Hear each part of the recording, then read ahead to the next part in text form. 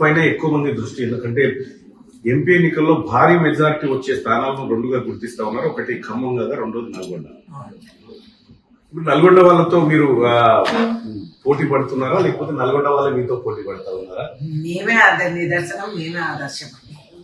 మేమే ఎంత మెజారిటీ ఎంత మెజారిటీ మీరు టీవీలో ఇది టీఆర్పీ కోసం మీరు మాట్లాడుకోవచ్చు. గవర్నమెంట్ ఫామ్ చేసే మెజారిటీ మేము ఇస్తాము అనేది ఎప్పుడు కూడా. Khammam is a guarantee, Modi guarantee కాదు. శివ ఇది మా సొంత గ్యారంటీలు. Khammam is a guarantee seat అనేది అందరికీ తెలుసు. అందుకని ఎవడోడో అందరూ ఇక్కడ మకా వేయాలని ప్రయత్నం చేస్తుంటారు.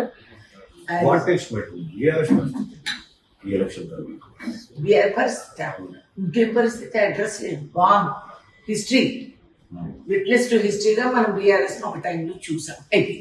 చాప్టర్ అది కవిత లిక్కర్ స్కామ్ అడిగిన ముత్యంలో నా కూతురు బయటకు వస్తుందని చెప్తాను. కరెక్టే, మీ దగ్గర కలిసి చేశారు నాకు.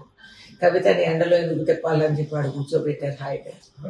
కాబట్టి ఎలక్షన్ అయిపోయిన తక్షణం మనం బయటకు వస్తుంది. కడిగిన ముత్యమా ఇంకేదన్నా సత్యమా అన్నీ తేల్తాయి. Don't worry. ఎలక్షన్ తర్వాత కవిత బెయిల్ వస్తుందంట. అబ్బో మీరు చూస్తుండండి, మీరు చూడండి. ఇదంతా మ్యాచ్ ఫిక్సింగ్ సార్. మీకు ఒక్క అనుమానమేనా? అంతే, అలా డ్రామాలు వేస్తూ ఉంటారు. అంటే సింపతి వచ్చేస్తుంది బీఆర్ఎస్ మీద. ఆడుపోతుంది అరెస్ట్. కవిత బర్త్డే అని చెప్పి ఆమెను అరెస్ట్ చేయకుండా అడుక్కున్న రోజులు ఉన్నాయి కదా. ఇవాళ మా అమ్మాయి బర్త్డే ఇప్పుడే అరెస్ట్ చేయొద్దండి, ఇంటికి వెళ్ళి వస్తామని చెప్పి. ఒక మాట, తాటికొండ రాజయ్య ఏ తప్పు చేశాడో మనకు తెలియదు, బర్త్డే చేశారు. ఈటల రాజేందర్ వ్యవహారం ఏందో ఆయన పార్టీని సస్పెండ్ చేశారు. ఒక స్కామ్ లో ఎక్కినటువంటి కవితను కేసీఆర్ ఇప్పటి వరకు సస్పెండ్ చేశారు. ఎందుకు చేస్తారు? మీరు ఏం సవాళ్ళు అడుగుతున్నారండి?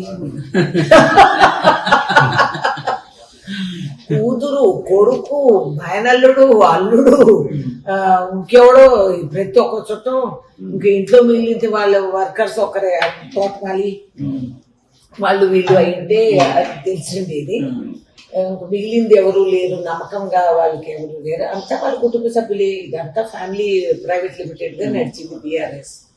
అయిపోయింది. దాని తర్వాత ఆయన వెకిలిగా కేటీఆర్ ఆటోల్లో ఎక్కి తిరుగుతున్నాడు. వాస్తవం బండి పోయింది కదా, కారు గుర్తు పంచర్ అయ్యి స్క్రాప్ లో హీప్ లో పడింది.